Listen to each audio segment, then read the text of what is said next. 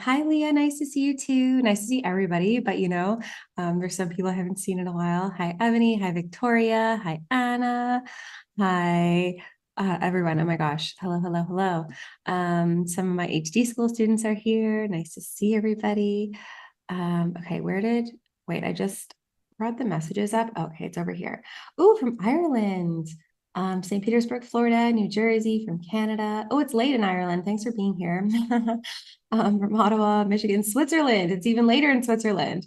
5 a.m. Oh, well, welcome. Joining from Jakarta. Yeah, even earlier in Jakarta than it is here. Las Vegas, Playa del Carmen, nice. I lived there for a little bit. Barbados, oh, what a beautiful country. Brisbane, yeah, I think it's a little bit later for you, not so early in the morning. California, used to live there too. Okay, cool. Well, welcome everyone for joining. I am recording this, right? Yes, I am. Carolyn, nice to see you too. And Moo, nice to see you. So many of my students here, my goodness. So let's get started. Today's class, as I think everybody knows, because it's what you signed up for, let me share my screen. Today's class is all about going beyond strategy and authority in chart readings. I often teach classes like, I don't know, maybe a couple times a year that's just like how to read a body graph. And it's more of like an intro to reading a body graph, but I have just been having so much fun recently going deeper into charts and not so much myself because that's how I do it, but teaching it more. And I've been really contemplating in my reader training program, HD school, how to help students with this more, how to help them more with the synthesis.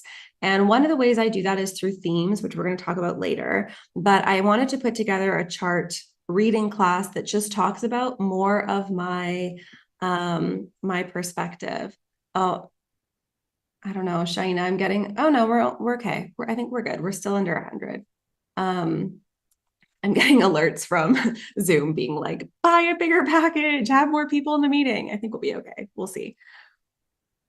Anyways, yeah, I just wanted to have a chance to go deeper into all of this. So thanks for being here. Beyond strategy and authority, that's what we're getting into, the keys to unlocking the depth of human design.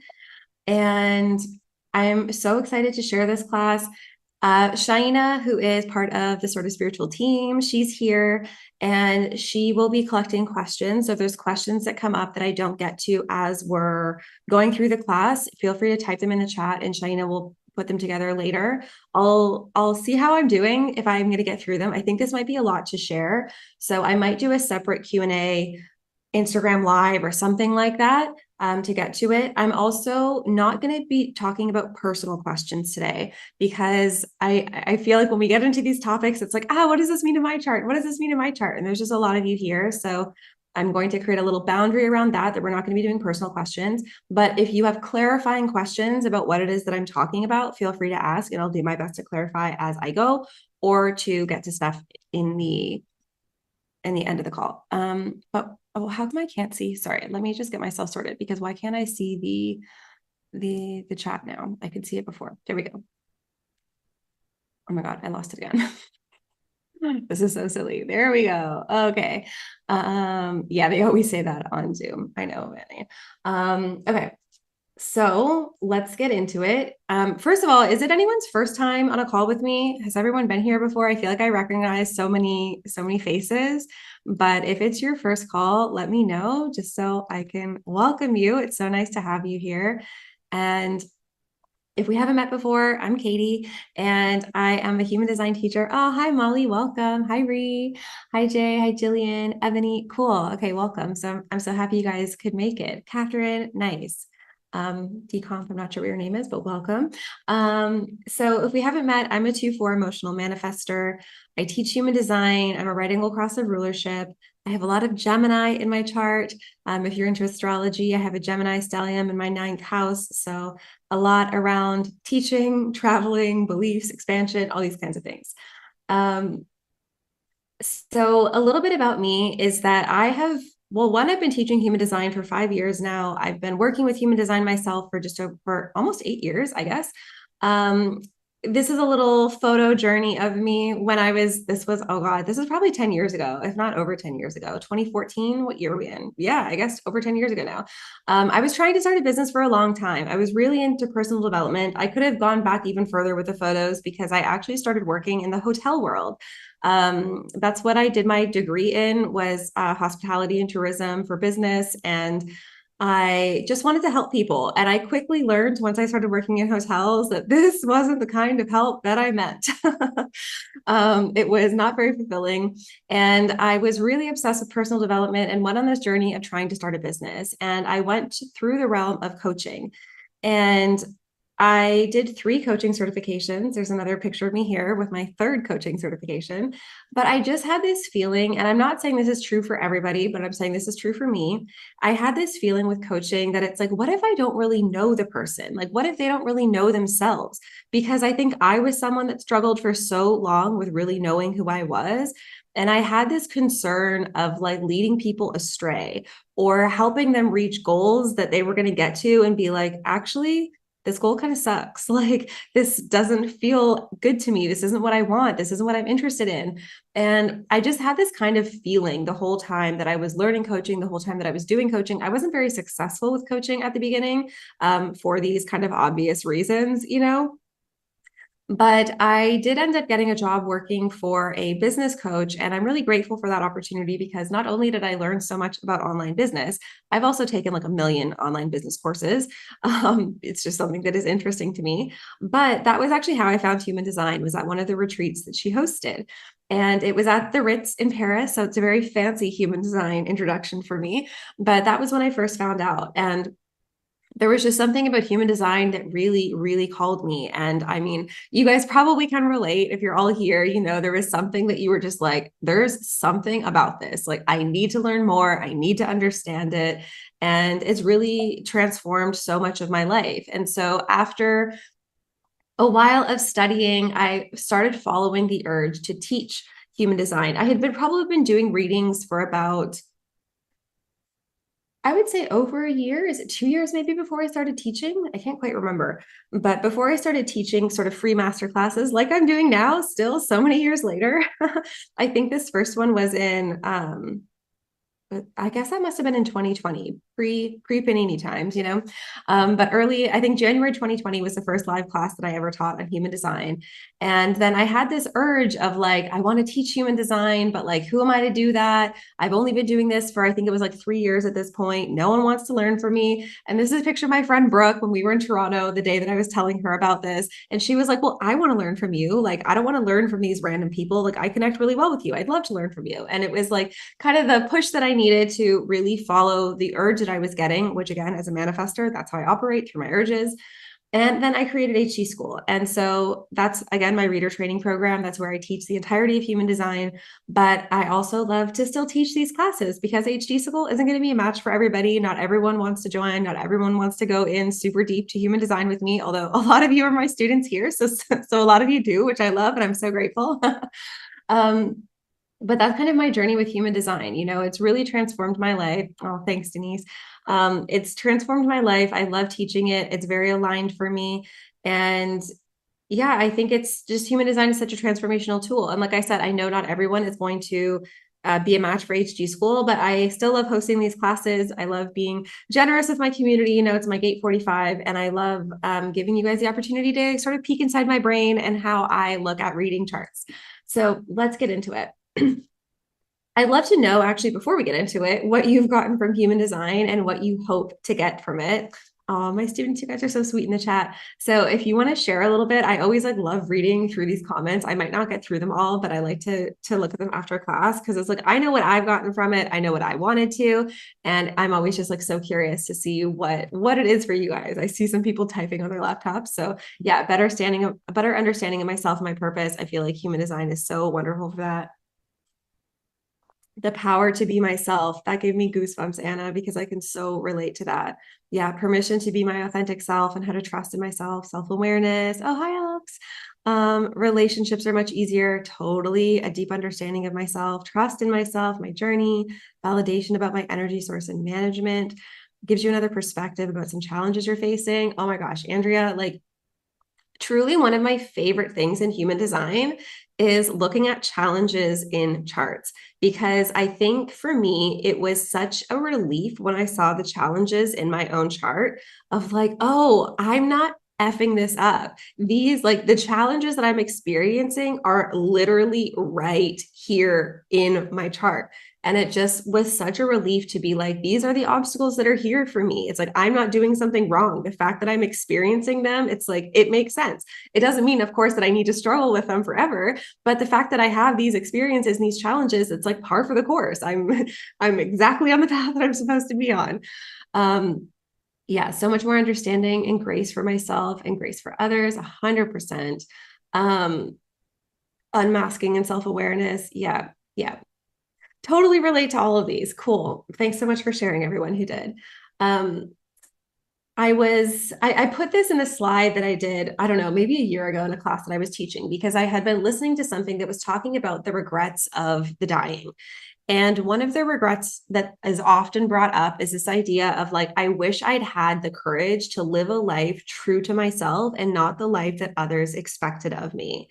And I think that human design, again, it's something that like I don't want to get emotional here. It's 6 a.m., you know, let me not start crying right away. But it's one of these things I'm so grateful for human design, because in showing me myself through the body graph, it helped me, it still is helping me to be so much more of myself.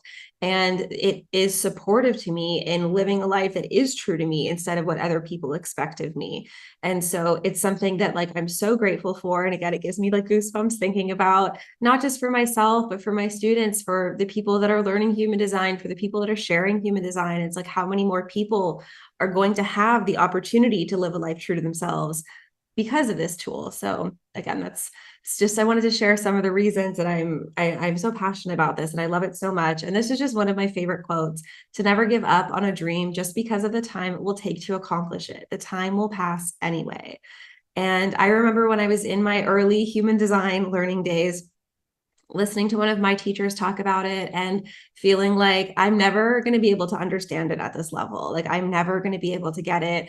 I'm never going to be able to do this. It's so much information. It's so much to learn. I don't know how she does it. And here I am doing the thing, you know, and the way that I really look at it is that human design is a language. So we all speak a language. We all are able to communicate, and human design is just, yeah, Samiris is feeling the same. I get it, girl. I've been there too. It is, it's so complex, but again, it's a language. And if you've ever learned a language other than your native language, one of the things that commonly happens is like you feel like this is so hard, this, or you get to these stages of feeling like this is so hard, it's too much, and then it starts to click in. And human design is really similar. It's just a symbolic language, and the more you learn, the more you work with it, the more you absorb it, the more you'll start to understand what the symbols mean, right? And the more you see how things work together. So we're going to get into a part of that today. And lastly, I just wanted to say thank you for being here. Thank you for taking the time. You know, I really appreciate it. I know we have so many things we could be doing with our time these days, and I really appreciate that you're here working on your human design skills and wanting to learn more. So thank you. So I'm just going to do a tiny overview of the body graph just so we're all on the same page of what we're talking about. I don't want to take too long, but are there any people new to human design here? Because this is a bit more of an advanced class, but I just wanted to check in. Anyone new to human design? Maybe not. That would be easier. If you are new and if stuff goes over your head, don't worry. You know, kind of yes. Okay, cool. Well, awesome, Anna. You're awesome for being here. So thank you. If things go over your head, don't worry. Absorb what you can, take what you can. But yeah, just as a quick a quick overview of the body graph, the centers are these shapes. So when I'm talking about centers, that's what I'm talking about. They come from the chakra system. The gates are these numbers here. So you'll see them on the body graph. They're always in the same place on the body graph, but what changes is what gates are highlighted or defined. And you'll also see them in the columns on either side of the body graph. So you'll have a number, a decimal, and then another number. So the number before the decimal are the gates. These come from the I Ching, which is a Chinese divination system. The lines also come from the I Ching, but they're the decimal point. So you'll notice that the decimal point is always going to be a number 1 through 6. It's never going to be more than that. So those are lines. Channels is when we have two gates that connect together. And that's that. That's where I'm going to leave it for the body graph info. Oh, hi, Gwen. I love your new profile picture. Okay, cool. So getting information, where to look. I just want to share some areas aside from just the regular body graph of where I like to look to get information about charts. And especially when we're talking about sight reading a chart in terms of just looking at it and being able to get information, one of the really easy ways to do that, to see how some of the dynamics are going to be, is looking at the conscious and the unconscious. There's lots of different words here. In the traditional charts, it'll be black and red. In some of the newer charts, including the charts that I use, it's a little bit trickier to see. For example, like the conscious for mine is this kind of like dark bluish green. The unconscious is the light bluish green. Sometimes, especially with these like pretty charts, I have a really hard time seeing this myself.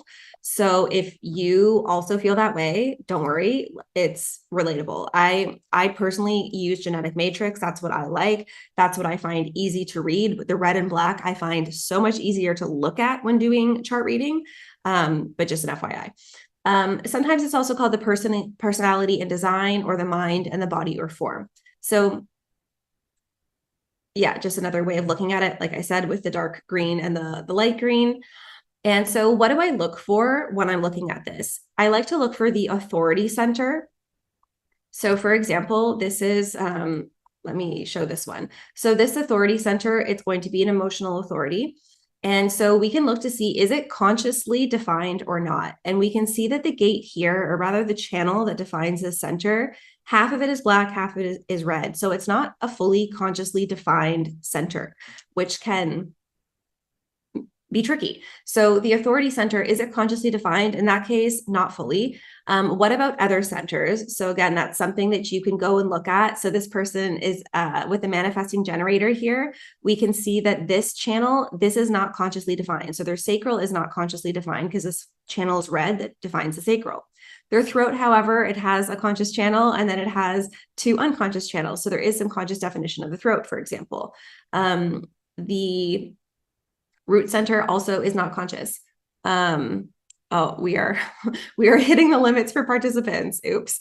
Shaina, if you can upgrade it, feel free. If not, like without us restarting the meeting, if not, apologies. Anyone who can't make it will get the replay. So good job to everyone here for being on time. You made it in the Zoom call. Okay, so yeah, looking at the other centers to see what is consciously defined or not, to see what channels are, sorry, not defined, to see what centers are conscious or not, what channels are conscious or not.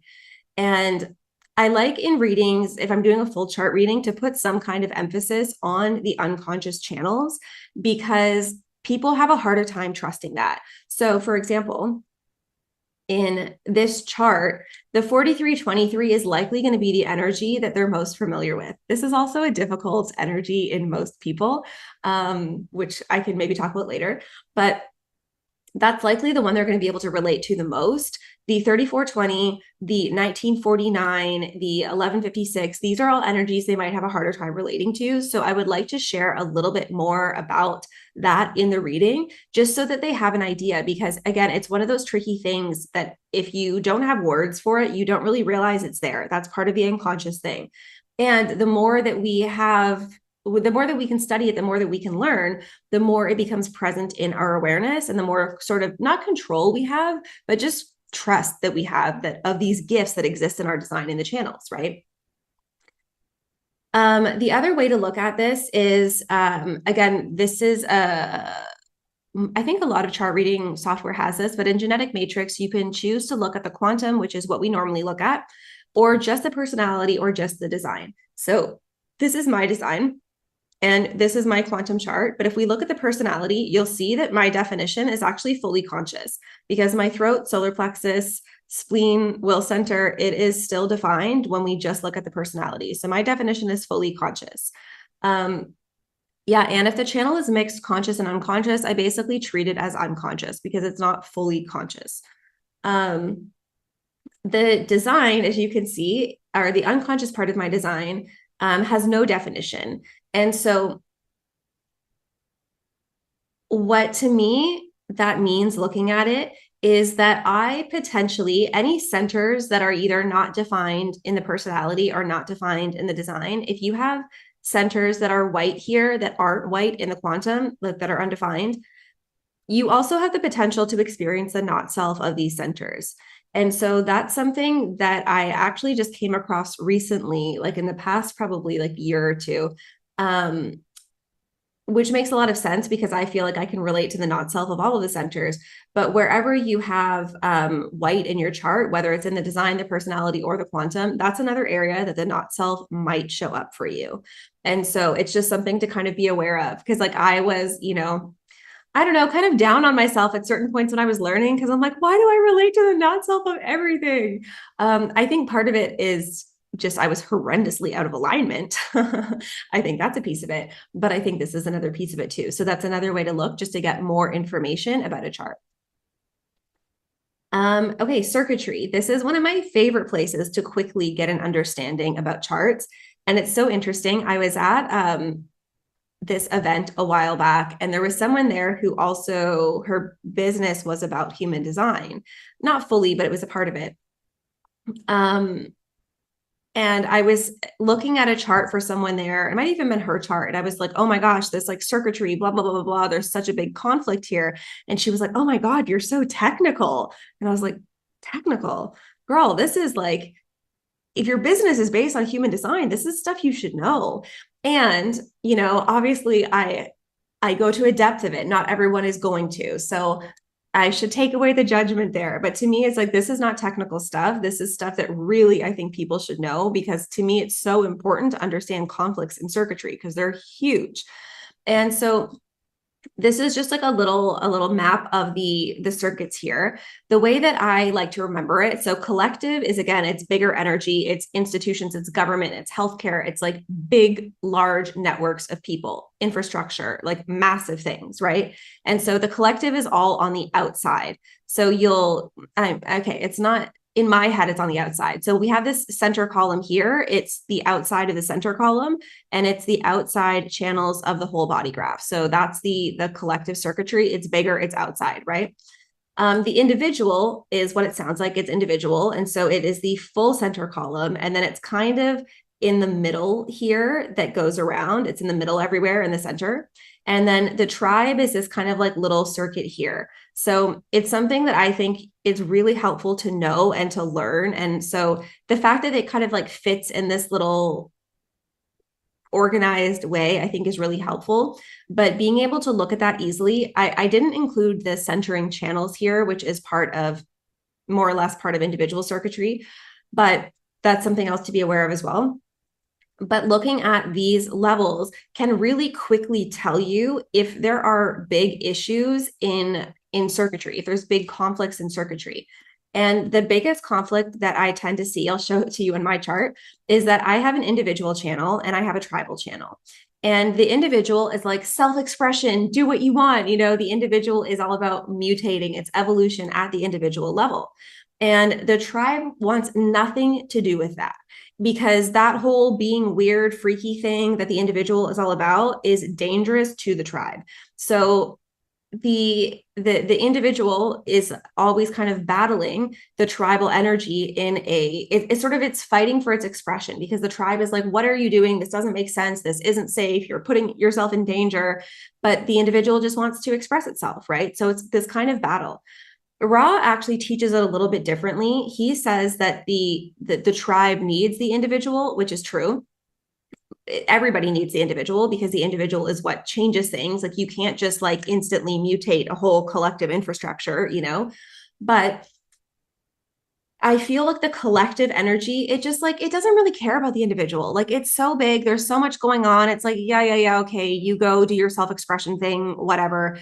It just can't really be bothered. Whereas I feel like in my experience and my experience with clients is that the tribe is like, it tries to keep the individual in place, which is just a big part of what the tribe does. especially if you have defense circuitry, which is like the 50-27 to 59-6. If you have these stuff, like that's even more so like behave, do your thing, like don't be weird. um, and so yeah, like I said, Raw teaches a little bit differently, that it's more the collective that doesn't like the individual, where I feel like the collective just doesn't really care, it just can't really be bothered. It has bigger things to worry about, like whatever, you do your weird individual thing. But the tribe is what will try to like actively control you. Yeah, Lucille says I have one tribal and one individual too.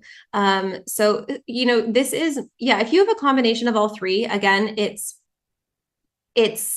paying attention that the individual expression gets to express. Because what happens when you have individual in combination with something else, unless you're really, really heavily individual, which brings its own challenges, but unless you have a lot of individual energy and just like one collective channel or something, the individual is often going to be battling for any sort of expression, and that part of you often gets shut down because it's like, it's stupid, it's a waste of time, there's no point. Yeah, Gwen says my husband has all the defense circuitry. Interesting. But then he has tons of individual energy and collective. So I see it all at work. Yeah. And so this is one of my favorite things to understand looking at a chart. Like this is, I would say, actually how I like amaze most people if I just meet them and look at their chart, to be like, oh, you have like this thing going on. And they're like, how did you know? You know, to me, it's just like being able to look at the circuitry is really easy.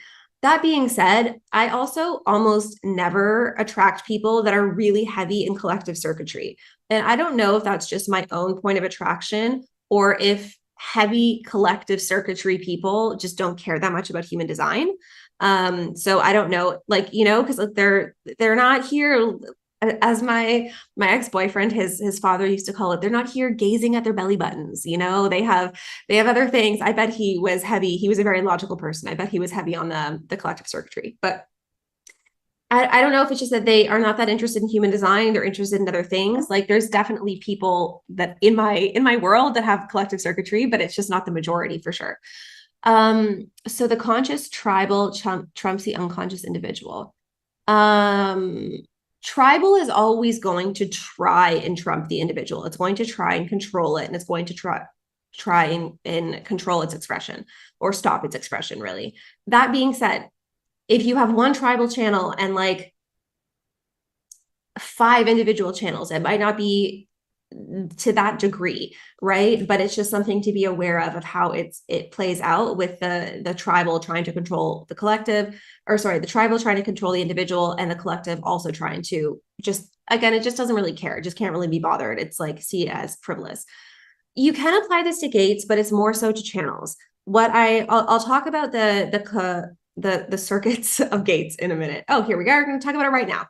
So here's a little cheat sheet if you guys want to take a screenshot of this, of what do I count. So first, when I'm looking at a chart, I look at the channels first to see if there's a dominant energy. So again, you can do this by sight when you understand where the channels are in what circuit, but here's a little cheat sheet to make it easier. So you can kind of like go through and just tick off the channels that are there to see. I've broken them down into the subcircuits as well to see how many channels are individual, tribal, collective. And then if you want, you can go back and count the gates. I'll also show you another way to do this.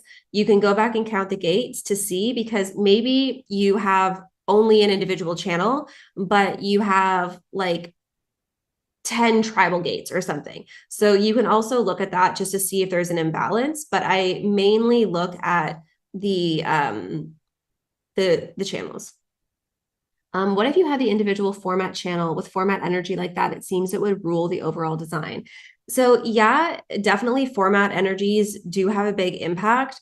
The thing that I would say about the individual format energy is that the 60s still doesn't want to be weird. You know, like the 3 is the one pushing for the individuality and the mutation, but the 60s like, no, let's just stay the same. Let's just stay how we are, and let's just keep it what it is. That being said, I feel like when it's time for the change to happen with the 360, it's just going to happen. You know, it's not going to be held back as much, but it can still have the same level of like judgment that all the other individual channels can experience. Again, just like another side note, the individual circuitry has a keynote of melancholy, which is just sadness. And so this is one of these things too.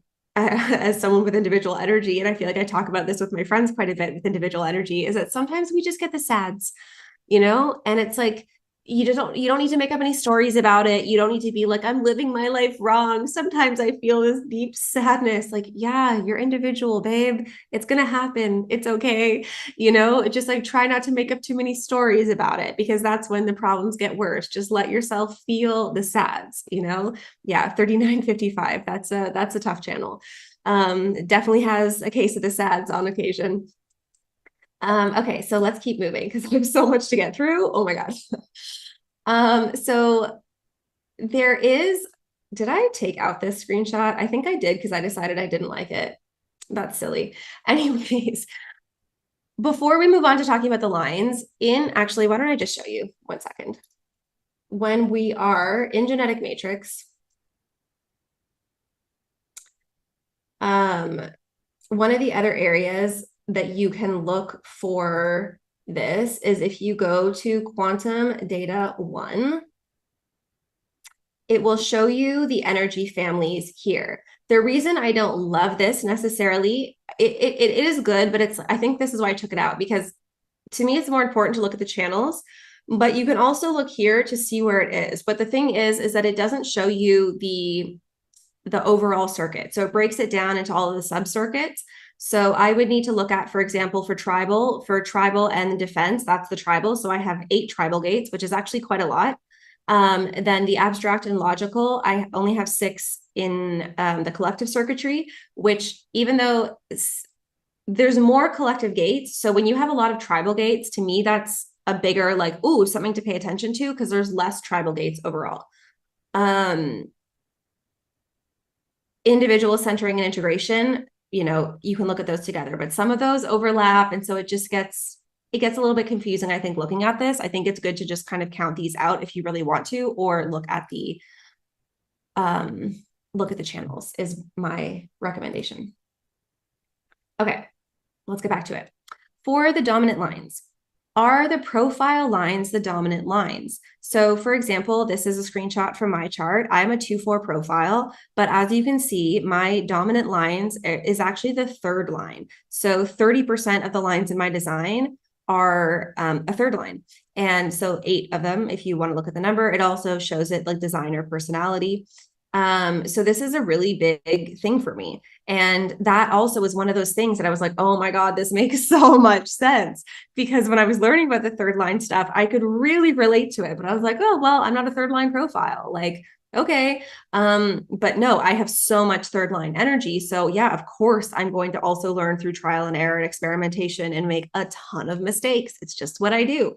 And because I know that, again, I can not be so hard on myself about it, because it's like, it's just part of my experience. It's not because I'm lazy or stupid or blah, blah, like whatever mean words I used to have about myself when I was younger, Another way to look at this is the neutrino design app.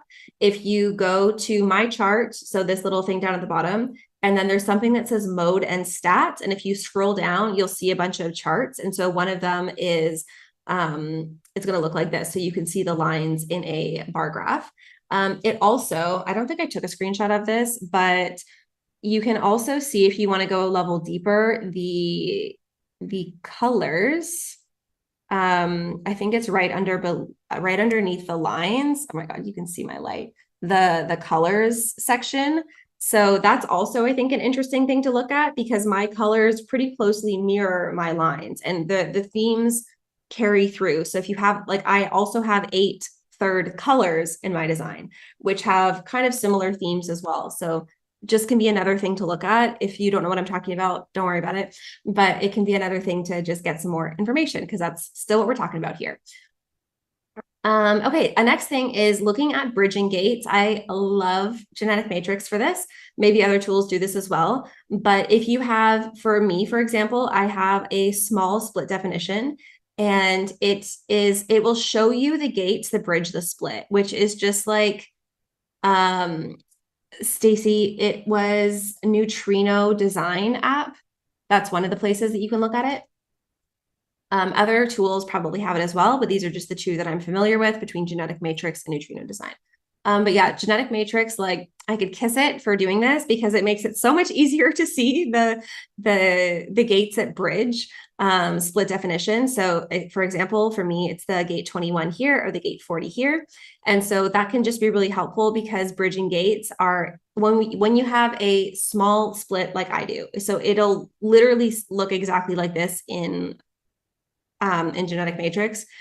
If you once you get to more than like 3 or 4 gates that connect, this waters it down a lot. But if you have 1 or 2 bridging gates, these often become really strong conditioning factors in your chart. So for example, the 41 being the theme of control, it's like if I could just control everything, if I could just control my money, if I could just control what I eat, if I could just control what this person does, then I won't have any problems. That's kind of how the conditioning shows up, for example. Or like 40, if I could just not be alone, if I could just work harder, if I could just, whatever.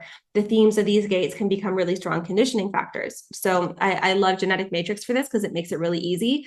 It's not easy to just look at a body graph and see the bridging gates in most cases because it's just, at least how my brain works, it's not an easy thing to just instantly see. So I love genetic matrix for showing this. Okay. Yeah, Alex, I'm going to talk about that right now. So authorities, what makes them tricky? So again, this is just a quick graph of what the authorities are and how they're spread out across the population. So emotional authority is tricky, which we're going to talk about. Sacral is then the most popular after that, and then splenic is after that. But you can see that, like, I feel like the sacral authority is really the only one that has kind of an easier time if they're not conditioned out of it, because the rest of them are uncommon. So the rest of them are not how we're taught to operate. And oh my God, I can see my cat climbing on the fence and I'm like, what is she doing? Where is she going? I have one cat that likes to climb on the fence and go on adventures, but I've never seen this one on the fence before. Anyways, oh, she'll be okay. So challenges with their authority. Unconscious definition. So like I was talking about before, when the center isn't fully consciously defined. So in this case, for example, the emotional solar plexus would be the authority.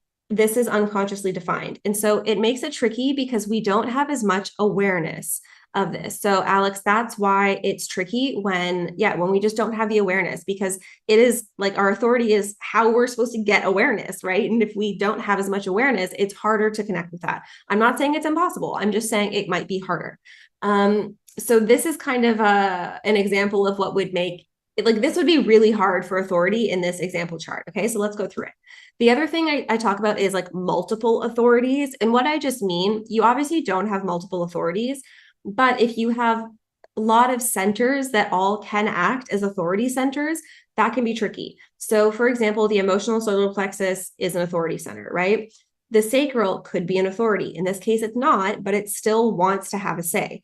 The spleen also wants to have a say. The heart center also wants to have a say. The G center also wants to have a say. So you have all these centers that want to have a say and want to put in information, right? Even though these aren't what the authorities are, it can sort of confuse what the authority is in a way. And I'm not saying this always shows up by this, but I'm just talking about challenges that do present. And this is one of the ways when you have these kind of multiple authorities. Okay. Unconscious definition we talked about. If your authority is connected through other centers. So the easiest authority, generally speaking, and this isn't necessarily true, but if you have it connected to the throat, that makes it a bit easier because it's like, okay, if you have it consciously connected, because you have the energy and then you have a way for the energy to express itself. It's not always going to happen like that. And so if you have, like, for example, here we have the emotional authority, it's not connected to the throat, it's connected somewhere else. And so let's say in this example, if we had the emotional authority connected to the root, connected to the spleen, and if the spleen was connected to the throat, that would be tricky because you would have another center that is trying to give information that is easier to express. Does that make sense? So it's one of those things that can just make it trickier. And I want to share this because often when we're doing charts with clients, they're like, oh, I'm struggling with my authority. And you're like, well, I don't know, just practice more, which yes, practice more, but it's helpful to give them reasons as to why it might be a challenge, right? So yeah, no throat connection, like no expression connection for that center can make it a little bit tricky. Especially with the emotional authority, if you don't express your emotions, like your emotional authority comes from emotional clarity. If you are repressing everything, if you are shutting everything down, if you are not expressing anything, how are you supposed to get clarity? It's just like all gunked up in your emotional center. So if you're not expressing your emotional energy, it's really challenging to use your emotional authority well. And it's not easy to always express our emotions, like a lot of us didn't grow up in an environment where we were allowed to, where we were supported, where we were co-regulated, like all of these things. So it is work to do that for a lot of us, right? Up here, if we have a lot of mental or logical interference. So again, if we go back to the circuitry situation, if we have a lot of collective energy, whether it's gates or channels, logical energy. Collective, yes, but specifically if we have a lot of logical energy, it creates challenges. I wish I could turn my camera around. This one cat that I have, she will like sit at my door and meow to come in. And if I don't let her, then she like climbs up on this flower pot so she can be like eye to eye with me in my desk to be like, do you see me? Do you hear me? And so she just jumped up there to start meowing at me. She's so funny. Anyways, what was I saying? So yeah, if you have a lot of logical energy or a lot of mental energy, because again, the mind wants to be in control. Okay. So if like, for example, the 63-4, that's a logical channel. The mind wants to be in control. So if you have head and ajna definition, ajna throat definition, if you have a lot of logical gates, a lot of logical channels, that makes it often harder for the authority because the mind wants to be in control, and the authority for literally being like, okay, mind, thanks for your input, but we're not going to listen to you. That's challenging. Okay. So that's another thing that can be hard. And then also just in general, if you're really disconnected from your body, which again, that was something that I really experienced for a lot of my life as well. And that's not going to show in a body graph necessarily, but it is something to just to mention when it comes to authority. Okay, challenges with emotional energy. This is true for authority, but this is just something in general to have an awareness of with charts, okay? So if you have the lower emotional channels, these can be tricky because again, if there's not a way for them to get to the throat, it's harder to express. If you have never had a safe space to express, it's harder to express, right? If you've been punished for expression, it's hard to express. So there's all of these things that can just make emotional energy challenging. And like I mentioned, if you're not expressing, you don't have clarity, then you're making misaligned decisions and then you're feeling worse. And it's like this cycle that you get in that's not so fun. The gate 30 is the gate of intensity. So it's going to make everything in the chart more intense, including your emotions, right? So that's something else that I always notice in a chart. And then if you also have a lot of emotional energy, if you guys have been seeing on Instagram, I've been talking about one of the most challenging charts I've come across. And a lot of it was that it had like every emotional activation, not like, so it was sort of like this. It had like the 36, the 22, the 40, the 59, the 19, and then the 55 and the 30. So it's not just the emotional gates themselves you're looking at, but you're also looking at the opposites. If there's a lot of emotional energy, this isn't something I always look at, but if there's a lot of it, you look to see, oh, hey, are these also activated? Because that's going to connect them in to the whatever energies they don't have through transits or through people in their lives really easily. So it's just more emotional energy that they're dealing with. I didn't put this in the notes, but I visually put it here of unconscious emotional definition. That's also tricky because again, you have less awareness.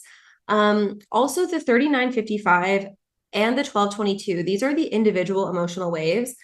I find them to be really challenging because the tribal emotional waves crash due to tribal issues. So, which is most of our life, quite honestly. Money, food, relationships, work, these types of things. The collective, so the 41, 30, 36, 35, these waves crash when expectations aren't met. But the 3955 and the 2212, just goes up and down for fun. You know, some days it just crashes, and that can be really hard because, like we talked about with the individual, it has this melancholy expression of just deep sadness sometimes. Yes, Anna, there is going to be a recording available. So yeah, don't worry too much because I know this is this is a lot. um, so the individual emotional, like I said, sometimes it just feels horrendous, and then the pattern that we tend to do if we're not used to allowing ourselves to just feel our feelings is then we try to think what's wrong. Like what's the problem? Is it my relationship? Is it my work? Is it where I live? Is it me? Like it's just everything wrong. And then when we're looking to see what's wrong, what happens? We find things that are wrong, or we create problems where they don't actually exist, right? And so that is like the individual is particularly challenging because of that, because it's like the other ones that like there's clear correlations of where the emotional crash is coming from once we have awareness, but the individual wave is different.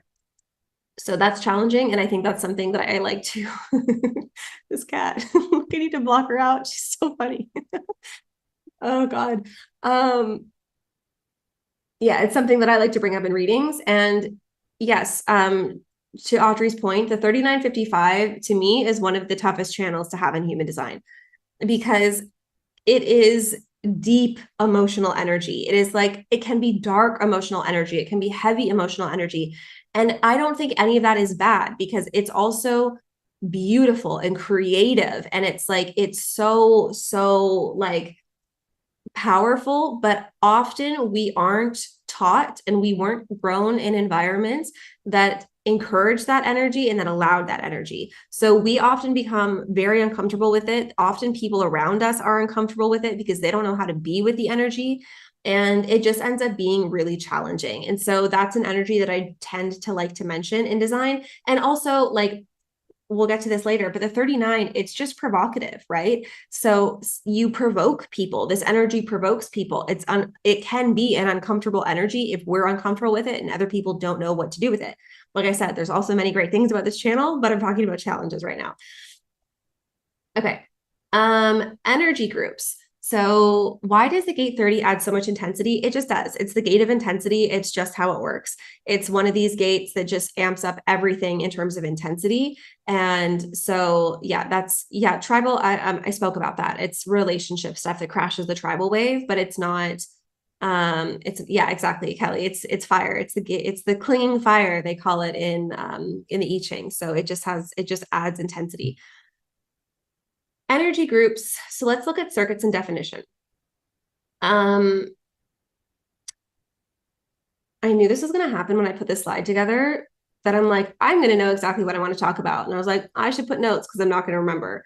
And now here I am being like, wait, what did I want to say about this exactly?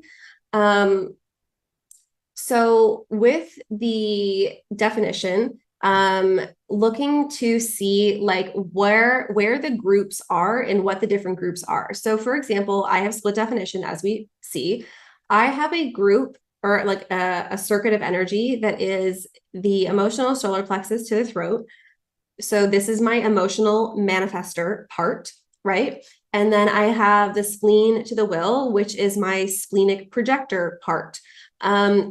Obviously I'm an emotional manifester because we're looking at the quantum, but you can also, this is especially prevalent when you get into like triple split. I would say triple split's the most, I don't say challenging, but when it comes to energy groups, it's like, I would say it's more prominent, even more so than quadruple split. And it's just a lot more common than quadruple split. But looking at the energy groups essentially that lie there, and the actual definition of the chart, that is something that is, again, they tell you a lot just by looking at the chart, but looking to see if there's competing interests. And again, for me, it's like, not only do I have an individual and a tribal, they're different groups, right? They're different pieces of definition. So that can make things a little bit less integrated and more at odds than if I had, like, let's say if I had the 2145, which is a tribal channel, Like if I didn't have the 44-26, if I just had the 21-45-12-22, like damn, that would be interesting. But it might be a different experience where the tribal might not be quite at odds with each other as much if it was all in one circuit of energy. I hope you guys get what I'm saying. Okay. Themes. So, man, I could spend another 2 hours talking about this, but I'm going to try to get through it fairly quickly.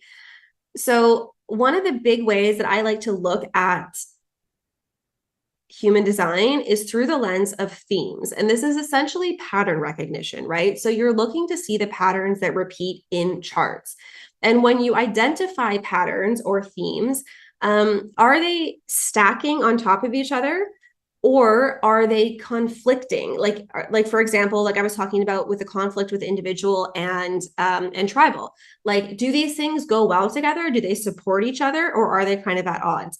And even though there is a conflict here, for example, with the 44-22 and the 12, or the 44-26 and the 12-22, even though that's a tribal and individual conflict, these themes actually support each other fairly well, because we have this emotional expression that's like beauty and art and creativity and poetry and music and blah, blah, blah, blah. And then the channel of surrender or transmission also has this theme. You know, the 44 is this idea of marketing. Sometimes we talk about it, of making things beautiful, right? So both of these have this kind of idea of like, ooh, let's make things beautiful. Let's share something. Let's transmit something. Let's, you know, like we want to get a message out. So they do support each other in a way, right? More so, let's say, than the 50-27 would support the 12-22. So looking at themes, first of all, it's just identifying the themes. Secondly, it's looking to see, are they supporting each other, the themes that we're seeing? Or is there, when you do see a theme, are the gates, the profile, the type, the centers, do they support that theme, or do they give contrast to that theme, right? So yeah, start thinking in themes. You need to study human design well to be able to get it, right? Because it's just part of it. You need to know it well. And the more you study it, the more you look at charts for your friends, for your family, for celebrities, the more readings you do, the more you'll just get familiar with the themes that are there. And then when you work with them, like I said, you will see that themes repeat in multiple areas. So for example, like I think I've talked about this before, but to me, a 2-4 profile is a very projectory profile. So even though it's not a projector, a 2-5 is even more projectory, but like a 2-4 is projector. A second line is like, it's projectory in the sense that it likes to be invited. It's waiting for the call, right? And so when you have that with a projector, it's like, oh, they're even more of a projector. But I'm a manifester with that profile. So it's like, even though I'm a manifester, I'm kind of a projectory manifester in that sense of being called out, right? Yeah, and when you see themes, see what else is supportive, complementary, or what is contradictory. And I also really look at repeating gates and repeating lines. So let's go back to for mine for a second. I have the gate 10 4 times. So we know that the theme of self-love or the theme of behavior is going to be prominent in my design. And not only do I have it 4 times, but I have it 4 times in challenging areas, right? I have it in both of my Saturn placements, and I have it in both of my Uranus placements. So Uranus is where we tend to be a bit weird. It's where we can have sort of instability, sort of like these revolutionary aspects. And then Saturn is often where we have a lot of challenges and where we need to have discipline. So if I'm not disciplined about my sort of self-love, it can get really, really tricky for me, you know, and that one of the shadows of this is being a victim. And that's something that I can really relate to. Yeah, this is an aspect where your energy is calling for you. I like that language, Anna. Yeah, so looking for repeating gates is another thing that can show you themes, or repeating lines. Like I said, we talked about that a bit earlier. And here are some example themes. So I'll show you quickly of the ones that I have in HD school right now. So there's 21 kind of themes that exist here. And I'm always happy to add more when more come up, when we see more, when people ask about more. But like looking at initiating, at the past, at self-doubt, at perfectionism, selfish energy, creative energy, leadership energy, fixing others, you know, there's lots of different themes to look at. So here are some examples of initiating energy. So obviously we know manifestors to be alone time. That's another big one for sure, Kelly. Initiating energy. So manifestors, the gate 51, the gate 3, the gate 53, the gate 41, 36, 16, the first gate, and then line 3 and line 1. These are all things that can add to initiating energy. So maybe you're a projector that has the gate 53, the gate 3, the 51, the 41, and you're like, I just want to start so many things. And it's like, yeah, that makes so much sense, you know? Themes around the past. So these are all gates that I really look at with the past energy. So 24, 13, 44. I feel like there's another one missing from here. 18, 60, 50, even I would say the 1333 channel, especially, and then gate 33. People pleasing energy. Gate 37, gate 27, gate 29, gate 19, the 2750 channel, if you have an undefined heart, an undefined G center, an undefined emotional solar plexus. These are all things that you start to see stacking on top of each other. And like when you see, this person has all of this energy around people pleasing, this is something that like I need to talk about, and that can really pull them away from their purpose, right? And then some example conflicts. We've talked about this already, but if you have a lot of mental and logical energy with emotional authority, that's a conflict. It makes it harder to trust your emotional authority because you're trying to make sense of it mentally. Circuitry conflict. We've obviously talked about this a lot. Themes with like self-doubt and leadership, let's say. It's going to be hard for you to be in leadership if you have a lot of things that create doubt. And then looking at the sun gate, because the sun gate is such a big part of our design. Looking at the sun gate and or the incarnation cross, does it flow with the rest of it? So those are things that are really helpful. And then the last thing I think I'm going to talk about is looking at red flags. So what needs attention in the reading? And so these are things that I tend to address if I see them in a chart. Obviously, if I'm doing just a little chart read, I'm not going to be able to address everything, but these are things that kind of jump out at me as like, oh, these are tricky things to have. These are not bad things to have. I'm not saying that you have a bad chart if you have these, but it's just energy that it's helpful if we know how it works, because it might not be completely obvious of what we're experiencing. So for gates, like I already mentioned, the gate 30, the gate of intensity, because it makes everything intense. And the gate 19, it's very sensitive. So mentioning that. Gate 10 can have issues with being a victim or self-loathing. I would say the victim thing more so, but those can be issues. 36, it can just be chaotic, especially if you have it with emotional definition, because if you're not using your authority, period, but especially if you're not using your emotional authority with the gate 36, you create chaos in your life. And then it makes it harder to get clarity, and then you create more chaos. 13 are magnets for trauma dumping. And I want to just go a little bit deeper into this, because not only like, I want you to understand the gravity of this, because it's like, oh yeah, trauma dumping. Oh my God, it's so annoying. My coworker doesn't shut up, blah, blah, blah, blah, blah. Random people in the grocery store tell me their problems. Yeah, that's annoying, but you've always been a magnet for trauma, in the sense that not necessarily you experiencing trauma, but you hearing about other people's problems. So from the time that you were little, you were hearing about other people's problems. And the gravity of this is that this changes your entire perspective on the world, because you were privy to information. You were given information that someone your age should never have been given in most cases, right? And so something that I see with this a lot is like parents, for whatever reason, I've come across this example many times with women, is that their parents were having affairs and would tell the child about it. Or it's like there were things like this and there was just massive challenges with it. And so, like I said, it's not just like, oh yeah, haha, people tell me their problems and I'm sick of it. It's like, no, people have always told you their problems, and that has colored how you see the world.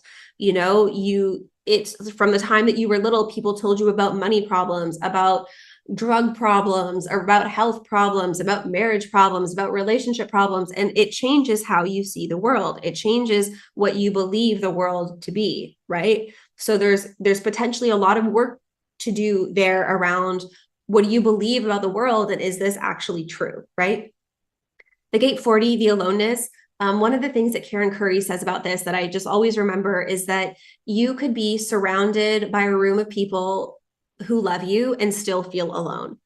And so she says with this one to look at the evidence instead of the feeling, because the idea with this gate is like you feel alone to kind of inspire you to go out and create community, right? But you don't want to trust that feeling of aloneness too much, because in some ways it's just a feeling. And I don't mean that in like a gaslighty way, because I know it can be really intense to feel.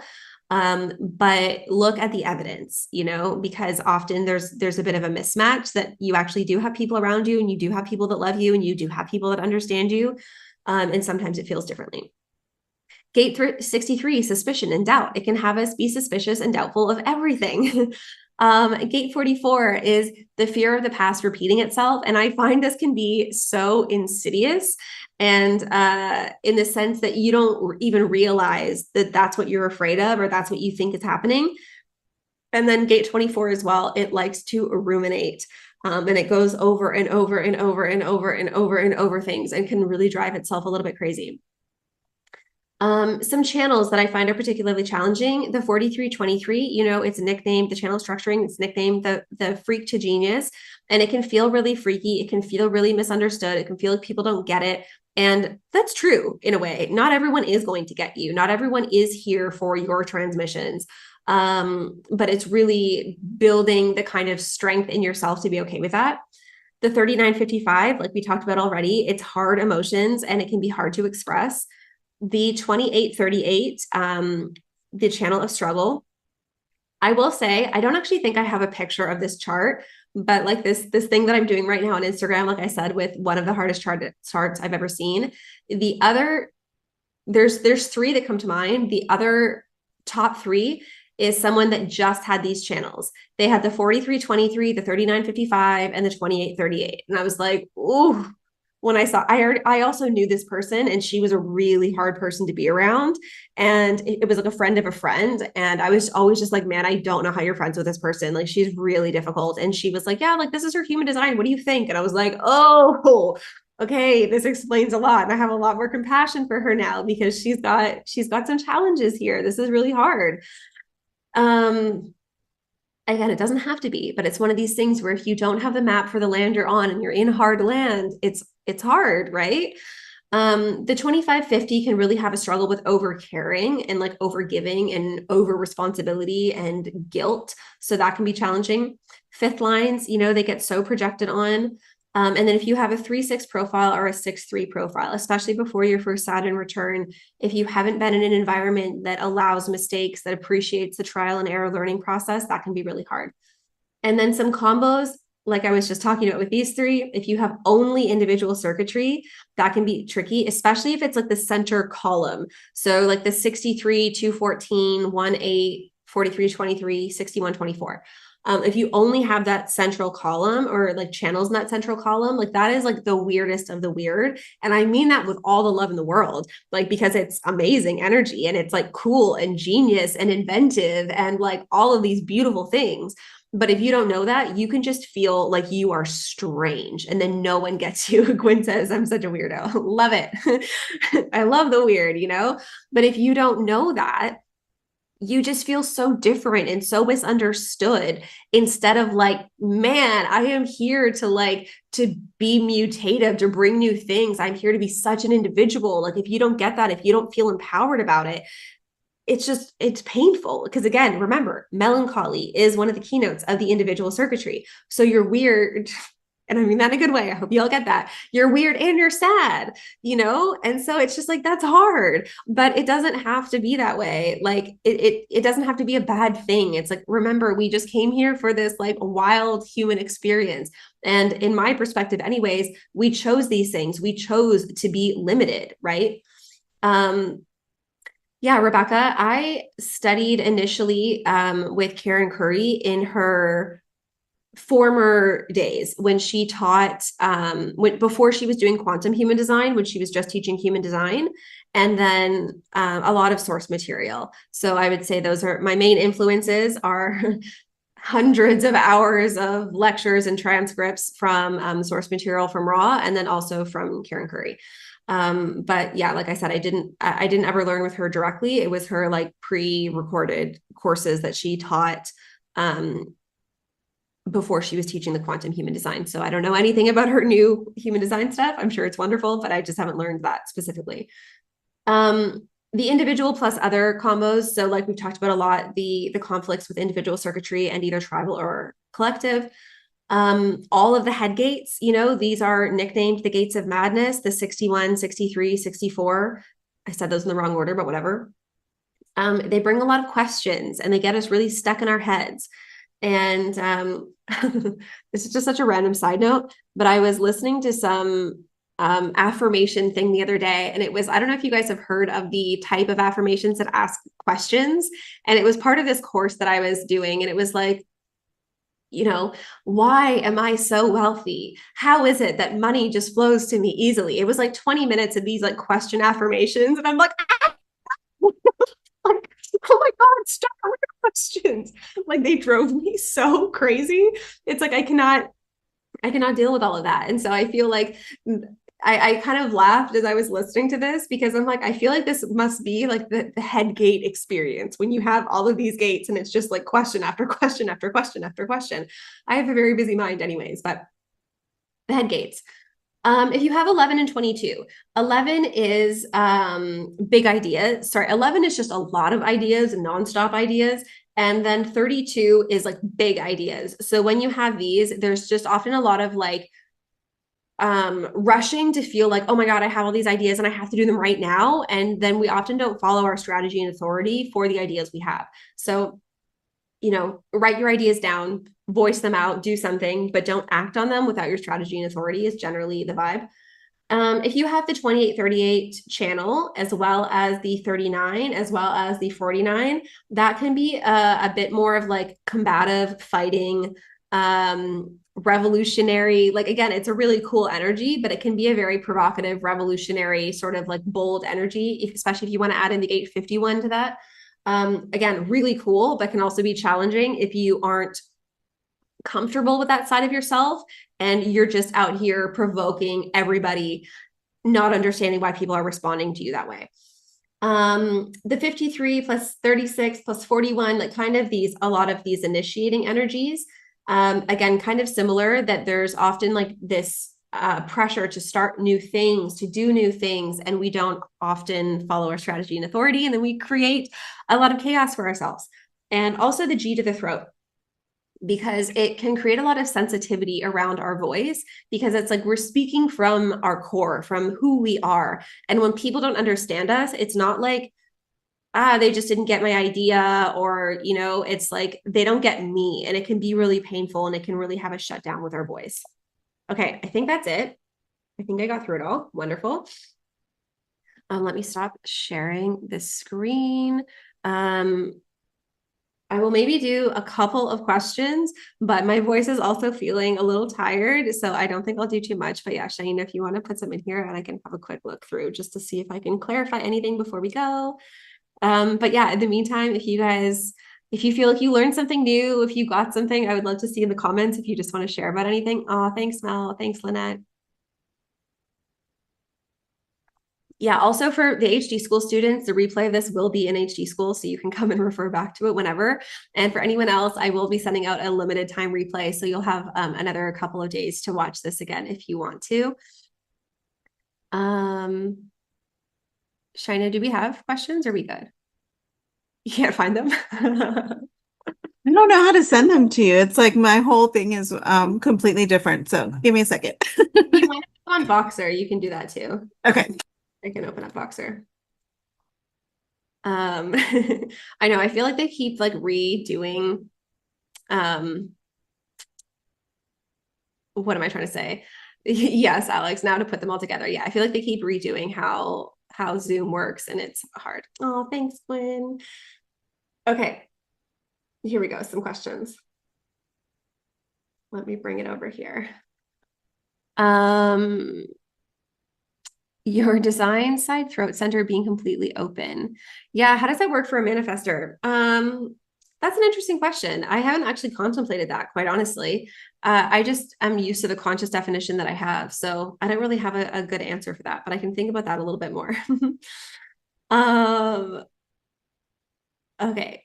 Pinia says, so if the client has the combination of both individual and collective, it's meant that they need to find collective that supports the meant they need to find the individual that supports a collective side of them to be expressed.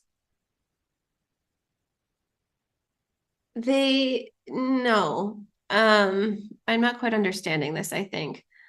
Um, if you have individual and collective energy, my to me, the point that you're the part of the purpose of your chart is that you are here um to bring the mutation, the evolution that the individual energy has. You're here to bring that to the collective if you have both of these, right? Like you're part of like the bridge of these. um Even with the 1222 channel, even though it's individual, it's like it's said to be the only social individual channel, so you also are here to bring change or mutation or evolution or transformation to the collective, or to the tribe with the 1222. So when you have these, it's to me, it's just a matter of not shutting down the individual energy and being able to bridge both of them. So being comfortable with both of them instead of that my concern with it is the collective or the tribe just being like, this individual energy is stupid, it's a waste of time, we don't want to bother with it. And so that to me is the concern that I see. So you just want to speak to it to be able to speak to more of the to support the individual to be expressed and to still do its thing. And yeah, with the red flag gates, generally speaking, listen, if you have the gates and they're in a channel, it's still something that you can mention.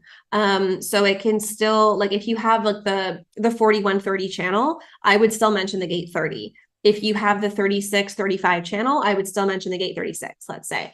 It might not be as